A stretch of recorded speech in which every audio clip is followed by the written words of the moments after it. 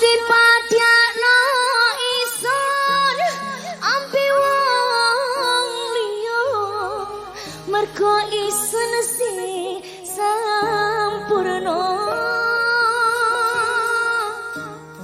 ojo dipedakno welas asih isun ampe gemerlepe donya kesucian hati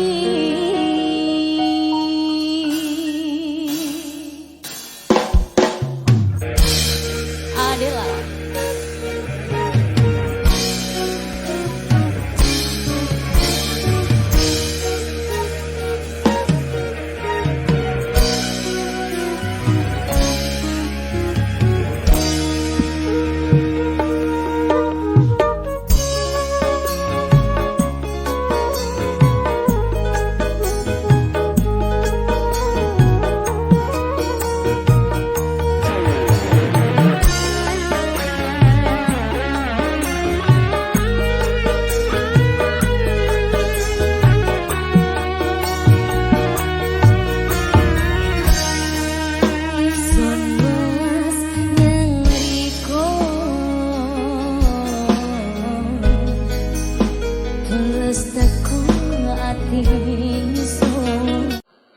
Fakulu ingsanin alastiwai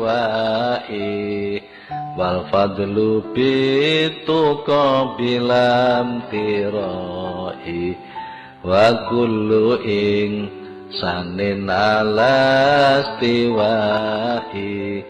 wal fadlu bituqa bilam tirai. Semua manusia itu sama, keutamaannya hanya dipandang dari takwanya.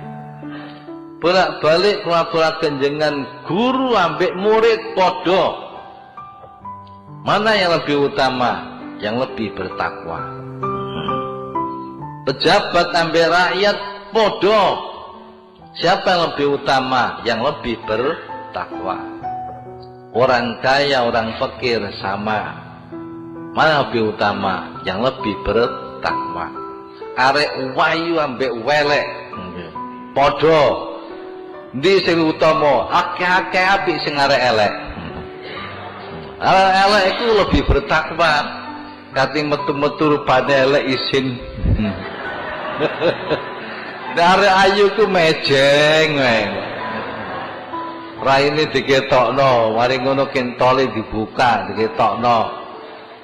Iya, mana yang lebih bertakwa, itulah yang lebih utama indallah.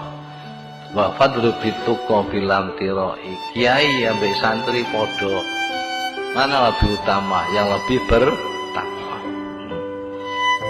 Nah, para bapak, kapane oleh mulang iku billah, hanya pertolongan Allah. Ora rumong soleh apik katimbang murid. Kiai ora rumong soleh apik katimbang santri. Pejabat ora rumong soleh luwih apik katimbang rakyat. Sak teruse. Wong tua ambek anak, Pak, utama pundi sing luwih bertakwa. Nanti ketika Nabi, asyukmu termasuk di pangkat nomor 2 perempuan. Perempuan ki ngoten. Banyak kiai-kiai sing ngalahi dakwah ning perempuan kados Syekh Al-Bukhari napa sinten mawon. Riyen nak kolongane kiai Gus Mek mulai lonte didakwahi mulai ora bener ya apa? Tidak. Tapi berapa ribu orang yang tobat karena Gus Mek? Paham? Soal kita enggak wajib anu ndak wajib kula sebenarnya ini mboten wajib, tapi memang masalah ini masalah sensitif. Mbok pareki kirawan selingkuh, mbok doi ra ono sing enggak wajib. Jadi masalah harta, tahta wanita itu tapi mbok doi ra ono sing dakwahi, mbok pareki rawan dah. Kowe sebenarnya jadi kiai gede lho, kok terus ana rondo-rondo sering sowan konsultasi. Ya pertama konsultasi hukum. Sesuai konsultasi nasib, kalau saya ini nangkah Mbak Malin apa boten Pak Yai. Ya ini saya pikir, mungkin rian. Akhirnya di istikharah, pasutnya sopo. Mulai dijajaki. Saya kira orang rasa di gede, rapati kro. Lalu Nabi Dawud nyakang an-nisa apa? Termasuk masalah kekuasaan ad-daulah ar-riyasah. Ini perlu kula aturaken. Makanya sekarang maksud kula ngeten nggih. Kalau ada seorang soleh yang berkecimpung dakwah perempuan, kamu posisikan husnudzon. Yang menjauhi perempuan ya kamu posisikan husnudzon. Nah, kiai yang di rumah zuhud waroi meninggalkan dunia, ya kamu harus husnudzon. Karena dia membentengi diri dari maksiat. Yang kumpul orang banyak kamu husnudzon. Piye wae dakwah itu syarat utamanya gelem kumpul uang. Piye wae Nabi nak dawuh kan jelas kemungkaran kudu dirubah. Ciri utama ngubah nak gelem kumpul.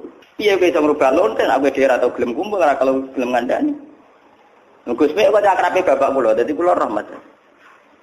Piye nak putrane Ki Hamid Pasuruan gak ada Gus Nasih, nak Ki Jamil gak ada napa Gus Mek. Kula nu wak keluarga lho dadi ngerti. Memang itu masalah yang enggak pernah selesai. Kemungkaran gimana? Zaman kali Jogo ndak wae wong nakal-nakal. Nah, saking prone ambek wong awam darani syahadatan sekaten. Darani kalimat syahadat kalimat syahadat. Kalimat apa? Syahadat. Sampai secara bahasa saja dirubah. Sunan Giri protes. Mergo dene wong fikih, Sunan Derajat napa protes. Sampai pas gawe wayang Tengkol si protes. Iku mansawara suratan pokoke udziba, pokoke gawe gambar mesti dhisik. Kondo Sunan Ampel saiki tengah-tengah wayang kulit saya. Mergo ora mungkin wong urip mbek gepeng ora. Jadi ke tengah-tengah. Nak wayang Tengkol itu haram. Paham ya? Nak orang nganggo wayang ora ono media dak. Baru tengah-tengah ya kulit gepeng. Mulane kiai-kiai sing fanatik nak duwe ukiran manuk. Manuk sing ukiran timbul iku apa gulune diketok. Mergo nek ketokan bulu jare kau urip. Padahal jare mbah gepeng kok wis ora urip. Rata kok ketok bagai pengkok wis uga. Coba niku cerita betapa dulu itu ada mediasi. Lo nanti cerita tengah ngaji niki menawa sampean wae eling bola alim kalau nanti cerita. Aku Yazid Al-Bustami saking pedene ning pangeran nate tanglet Gusti. Kalau nak ning swarga kancane sinten? Dadi ora kok takem mlebu swarga ta ora. Kula nak ning swarga kancane bodone pede sak kelase dhek fotomane ra pantes sama kancane. Mergo swargane VIP. Dari roken bareng gak swarga kelas teras. Moga dapur. Moga swarga liwat sabar. Liwat jalur napa? Sabar jihad ra tau. Infak ra tau liwat sabar. Sabar ditedir ngono kok betah ngono tok. Liwat swarga. Akhirnya pengenan dijawab. Kowe sebenarnya ning swarga kancane si A. Sale kancane Karmen soal jeneng Jawa. Bareng dipuarani teng desa niku jebule wong niku kumpul wong sing nyabu-nyabu, sing mabuk-mabuk. Wong mabuk-mabuk nang warung. Are Abu Yazid balik kanan. Wah ngipiku salah. Pas balik kanan dicelok ambek kiai sing kumpul nakal.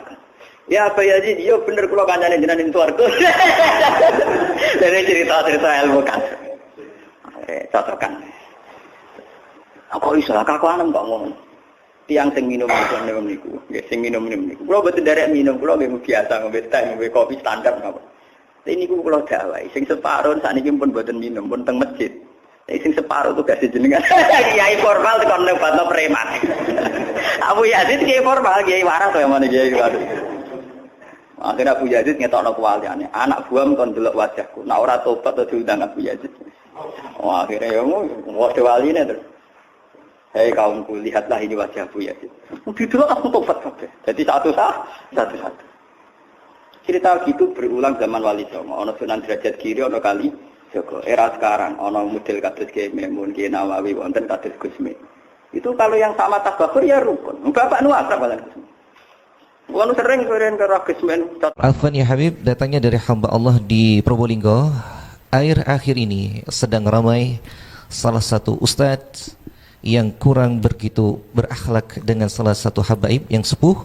Bagaimana menurut antum ya Habib tentang ustadz tersebut, karena banyak yang pro dan juga kontra. Kemarin kita di Palangkaraya sempat ditanya hal ini dan saya di sana nggak jawab. Nah, tapi karena mungkin perlu kita sedikit membahas ya.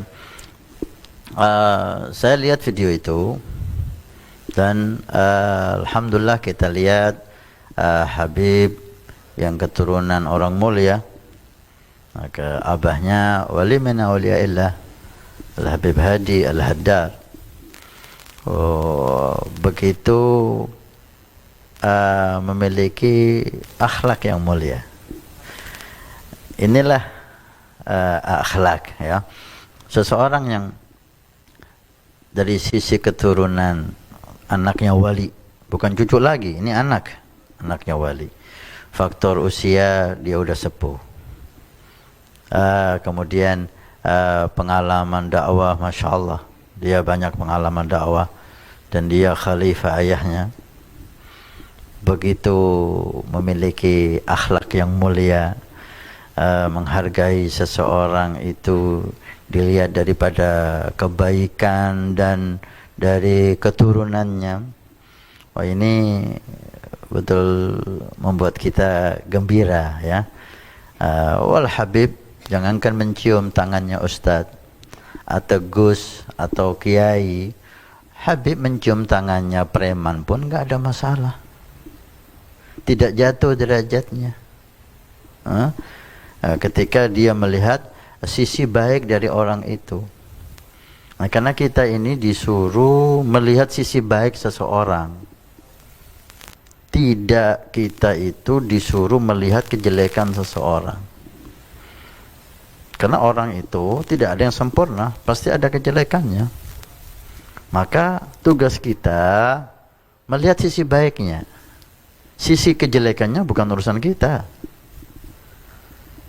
Sisi baiknya ambil. Sisi baiknya ambil. Kalau orang kafir tadi kita katakan, kalau ada sisi baiknya, ambil sisi baiknya. Gitu loh. Jangan kita sibuk melihat kekurangan seseorang. Bukan tugas kita melihat kekurangan. Kita banyak kekurangan. Maka man tawadhu'a rafa'ahullah. Orang yang tawadhu itu tidak jatuh derajatnya. Al-Habib mencium tangan siapapun jika dia melihat sisi baik orang itu. Seperti yang saya katakan, siapapun, dia tidak jatuh derajatnya. Dia semakin terangkat. Salah satu contoh, Sayyidina Syekh Abdul Qadir Jailani. Beliau Sultanul Aulia. Ini sama-sama namanya Abdul Qadir ini. Sayyidina Syekh Abdul Qadir Jailani Sultanul Aulia. Beliau lagi berjalan dengan santrinya. Artinya simbol kewibawaan, simbol kehormatan, kemuliaan seorang ulama besar berjalan dengan santrinya. Enggak taunya santrinya dikejutkan, di jalan ada seorang pemuda pemabuk yang memanggil namanya dengan tidak sopan. Pemuda lagi teler, lagi mabuk di pinggir jalan. Bisa kita bayangkan bagaimana bentuknya pemuda itu, kotornya, jeleknya, lagi mabuk, dalam kondisi mabuk. Udah jelas dia habis minum khamar. Memanggil Sayyidina Syekh Abdul Qadir Jailani dengan namanya, ya Abdul Qadir. Wahai Abdul Qadir. Gimana sikap Syekh Abdul Qadir? Santrinya marah, ini kurang ajar, ini kurang sopan. Tapi lihat Syekh Abdul Qadir Jailani, dia melihat ada umat Nabi Muhammad, ini hamba Allah. Sekarang dia mabuk, bisa jadi dia sebentar lagi orang saleh. Beliau ketika dipanggil dengan tidak hormat, ya Abdul Qadir, beliau menjawab labbaik dengan penuh hormat, menghormati dia. Si pemabuk tidak menghormati Syekh Abdul Qadir Jailani, Syekh Abdul Qadir Jailani menghormati si pemabuk ini. Labbaik. Apa dengan itu Syekh Abdul Qadir Jailani jatuh derajatnya? Lah. Si pemabuk mengatakan, hal Allah qadir, apakah Allah mampu? Terus itu pertanyaannya. Syekh Abdul Qadir Jailani mengambil sisi baiknya. Mungkin si pemabuk ini ngelantur omongannya. Mabuk, hal Allah qadir, apa Allah mampu? Nggak ada A, nggak ada B, nggak ada angin, nggak ada apa, langsung apakah Allah mampu? Apa maksudnya? Mampu apa? Tapi Syekh Abdul Qadir Jailani mengambil kebaikan. Yastafid, mengambil faedah dari pemabuk. Naam Allah qadir. Dia ada masyhad lain. Tanya lagi, hal Allah qadir, ya Abdul Qadir, wahai Abdul Qadir. Dipanggil lagi dengan enggak hormat. Syekh Abdul Qadir Jailani menjawab dengan hormat, labbaik. Sekali lagi, enggak jatuh Syekh Jalani dengan menghormati pemabuk. Hal Allah qadir? Apakah Allah mampu? Syekh Jalani menjawab yang kedua kalinya, "Na'am, Allah qadir, Allah mampu." Sampai ketiga kali, "Ya Abdul Qadir, labbaik." Hal Allah qadir? Apakah Allah mampu? Menangis itu Syekh Jalani. Enggak bisa menjawab. Santrinya heran dan bertanya, "Apa ini?" Si pemabuk manggil Anda tidak hormat, Anda jawab dengan penuh hormat. Kemudian tanya, "Apakah Allah mampu?" Apakah Allah mampu? Anda jawab, "Allah mampu." Yang ketiga Anda menangis. Apa ini? Lihat masyhad Syekh Jalani. Kamu tahu apa yang dimaksud? Apakah Allah Qadir yang pertama? Itu maksudnya apakah Allah Qadir mengampuni saya yang jelek ini? Dosa saya yang banyak ini? Mampu Allah ampuni semuanya? Saya jawab, Allah, kalau Allah mau, Allah mampu memberi kamu hidayah sehingga kamu bertobat dan Allah ampuni semua dosanya. Lihat, mungkin pemabuk ini arahnya nggak ke sana, tapi Syekh Jalani mengambil manfaat dari itu. Yang kedua, apakah Allah mampu? Artinya apakah Allah mampu menjadikan saya yang jelek ini, yang mabuk di depanmu, menjadi seperti kamu, wahai Syekh Abdul Qadir Jailani, Sultanul Aulia. Pemabuk ingin menjadi Sultanul Aulia. Masyhadnya Syekh Abdul Qadir Jailani. Saya katakan Allah mampu. Kalau Allah mau, Allah merubah kamu dari pemabuk ini jadi rajanya aulia. Kemudian yang ketiga kalinya, hal Allah qadir, apakah Allah mampu? Yang ketiga, Syekh Abdul Jalani mengatakan, yang ketiga ini dia mengatakan, apa Allah mampu merubah kamu wahai Abdul Qadir yang sekarang jadi Sultanul Aulia menjadi seperti saya, pemabuk yang jelek? Saya enggak berani menjawabnya, saya takut kepada Allah Subhanahu wa taala. Muliakan si pemabuk ini, bawa ke pondok, mandikan, beri makan, beri baju yang bagus. Apakah dengan menghormati si pemabuk ini Syekh Abdul Jalani jatuh derajatnya? Lah. Ini akhlak ya. Enggak ada hal yang jelek dari akhlak si Habib itu. Kalau kita lihat dengan mencium tangannya Ustadz, mencium tangannya Gus, mencium tangannya Kiai, enggak ada masalah. Jika si Habib itu melihat kebaikan dan keindahan dan ilmu baik si Ustadz itu atau kakeknya, alhamdulillah, jangan ini menjadi permasalahan, jangan ini menjadi bahan kita itu bertengkar, ya, jangan ini saling caci mencaci, lah. Jangan semua hal membuat kita ini emosi, membuat kita ini yang dikatakan sumbu pendek, jangan. Jangan semua hal membuat kita ini bertengkar. Hubungan habaib dan kiai bagus. Sayyidi Habib Umar sampai membuat majlis muasalah. Tujuannya apa? Supaya kiai dan habaib mulai dahulu sampai sekarang kerjasama dalam dakwah, saling hormat menghormati, saling cinta mencintai. Enggak ada, jangan sampai hal ini merusak hubungan dengan ada provokator, ya. Pasti ada provokator ini yang memanfaatkan ini untuk perpecahan, ya. La, kita tidak setuju dan kita tidak mau hal itu terjadi. Mudah-mudahan Allah Subhanahu wa taala menjadikan hubungan para habaib, para kiai, para asatid seperti halnya hubungan orang tua-tua dulu, alangkah indahnya lah Habib Husin Berani dengan Kiai Sanggenggong, Habib Ja'far dengan Kiai Hamid, Habib Saleh dengan para kiai-kiai yang ada di Tanggul, Masya Allah indah, mulia. Habib Ali Kuitang dengan para ulama sampai ke Keraksan sini, ke Genggong, ke Nurul Qadim, dan para habaib ke Nurul Jadid dan Sidogiri. Masya Allah, semua pondok-pondok tua hubungannya dengan habaib yang kita tahu semuanya indah dan mulia. Ayo ini kita jaga, ayo kita lestarikan. Jangan hal-hal yang kecil membuat merusak hubungannya. Jangan terpancing, jangan emosi. Ambil kebaikan, ambil pelajaran di semua kejadian. Alhamdulillahirabbil alamin. Nabi bersabda, "Man bana masjidan banallahu baitan fil jannah." Siapa yang ikut membangun masjid, maka Allah akan membangunkan rumah di surga. Pondok Pesantren Nurul Iman akan membangun masjid 2 lantai plus aula, maka kami mengajak untuk kita dan Anda mendapatkan rumah di surga. Kami membutuhkan 2.000 orang, per orang 100.000 per bulan selama 1 tahun. Silahkan Anda daftarkan diri Anda atau almarhum dari orang tua keluarga Anda yang sudah meninggal, atau Anda niatkan untuk putra Anda supaya menjadi putra yang saleh salehah. InsyaAllah dengan masjid di Pondok Pesantren Nurul Iman yang insyaAllah makmur dengan sholat, qiyamul lail, zikir, majelis taklim, belajar agama Allah. Setiap kalimat, setiap bismillah, setiap ilmu Anda dapat pahala, setiap rakaat Anda dapat pahala. Hani'an lana wa hani'an lakum kalau kita punya rumah di surga Allah. Mudah-mudahan Allah mencatat kita sebagai hamba yang punya rumah di surga.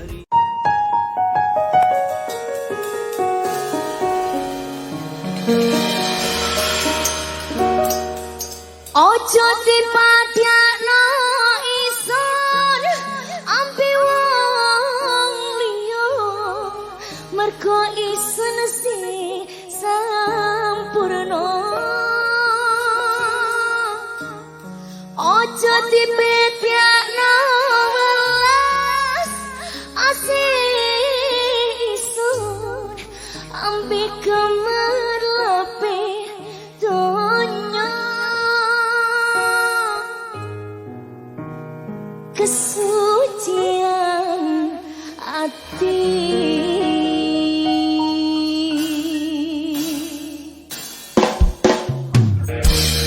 adalah